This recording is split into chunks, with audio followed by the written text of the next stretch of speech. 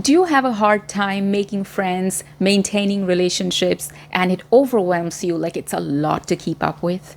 It's not like you don't want to have friends. You want to have a bunch of friends. You want to attend all the social occasions. But when the time comes, you make excuses and you bail out. You're never the one who's making the plans. You're always the plus one. And somewhere down the line, all your relationships are getting weaker and weaker, and you're probably losing opportunities because of that. You also have less options when it comes to celebrating the good things in life and in the hard times too. What if I told you that there are 3 simple ways you can fix this? There really is a solution to having a perfect combination of shy and social. And before I get into the details, you can subscribe to this channel. My name is Rai. I'm a former media presenter and director. And out here, I break down all those components that help us curate our own personal brand. And being able to maintain relationships is a huge part of that. So let's get started. Now, there are 3 very easy and simple things you can do in order to maintain healthy, balanced relationships that work for you as well as them. The 3 things you need to do are provide clarity, provide counter, and provide confidence. Now, individually, you know the meanings of all these words, but I, of course, need to explain how to apply them in the relationships that you have or are going to have. So, number 1. One of the fundamental ways you can maintain and build healthy relationships is by providing clarity. When relationships are not clear, that is where the dissatisfactions and the cracks grow from. So find out what kind of a person you are, be honest about yourself, and make it clear to the people around you. Let me give you an example. When I moved to USA, we lived in an apartment complex which had a lot of Indian neighbors. And all these Indians would get together almost once a week or sometimes many times a week, have kiddie parties, have play dates, go for walks together. Now, once I landed in the scene, they started inviting me. So gracious, so nice of them. But I, on the other hand, what can I say? I just love to spend time with myself. They would call me so many times and I wouldn't call them unless there was something coming up. So one time, one of the neighbors called me and said, "What do you do all day? You don't have a job right now. Why don't you come out with us? And why don't you ever call?" And that's the day I decided to be honest with her instead of making any excuses. I said, "Look, you are a lovely bunch of people and I really like you guys. But as for me, I am an introvert. I love spending time alone by myself. A lot of interactions overwhelm me, but time to time, I would really love to catch up with you all. So when you're making plans, I will definitely show up. I would like to contribute and participate." And thankfully, she instantly got it. From that time on, she would call me from time to time, but she would never expect me to call her back. In fact, when we moved away to another city and she was visiting that city, she called me and she said, "Can we catch up?" I said, "Absolutely." And we caught up, had a great day.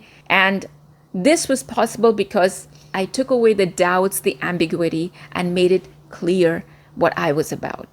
So if you're within a bunch of friends who meet up quite often and you can't make it all the time, just make it clear why you can't make it all the time. Are you really busy? Are you an introvert? Do you not have enough money to go out all the time? Whatever the reason is, be clear. Another way you can be shy and still be social is by providing a counter. For example, my husband plays pool. Now, he's a very quiet person. These pool parties and gatherings are always organized by somebody else. So one time, this whole group was driving down from one city to another for a pool match. And because my husband does not plan all of these things, he decides to be the designated driver. He said, "I'm going to bring my car and I'm going to drive you all back and forth." So if you can't provide an initiative, you can always provide a service to counter it. Going back to my block party example, because my neighbors would plan all these parties and I would never be the one to plan, I would always tell them, "You can have the party at my place." They were very happy that I would do my part, setting up the place and cleaning up afterwards. So if you are not the person opening the deal, you can always be the person closing the deal or moving the deal along. And last but not the least, this is one of the key things you need to do to maintain healthy, balanced relationship where you get to be shy as well as social and maintain just the right amount of balance in your life. And that is by providing confidence. And that confidence comes from a certain amount of bare minimum you're willing to do to maintain a relationship. There is an Indian saying, "Birth, marriage, and death, These are God-given circumstances.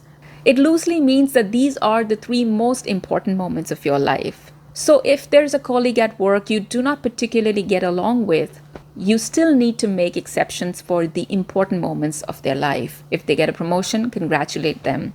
If somebody in their family passes away, send a note of condolence. Make those non-negotiable. These days, social media makes it very easy to do this bare minimum just by liking a post, wishing somebody on their birthday, and then there are these WhatsApp groups, family WhatsApp groups that always keep us updated to whatever is going on. Yes, I know all these good morning messages can be so overwhelming. The forwards can take up all the space. But then there has to be a bare minimum. In my family WhatsApp groups, I see so many people putting so much effort. When there's somebody's birthday, they will do a whole slideshow of photographs. They would write a whole big post. And all I do is write happy birthday. And there are like 3 emojis after that every single time. That's my bare minimum, but I'm not doing lower than that. I ensure I do not skip. So people have this confidence in me that even though I'm not going to do a lot, I am definitely going to do this much.